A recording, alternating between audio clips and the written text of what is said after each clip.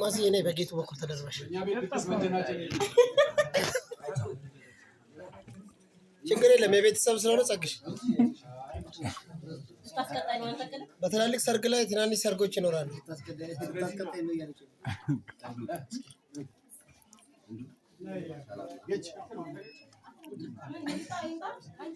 አንዱ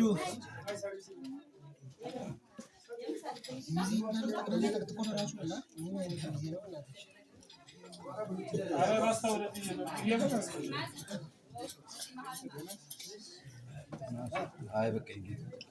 በቃ ፎቶ ላይ ገብቻለሁ ዮባ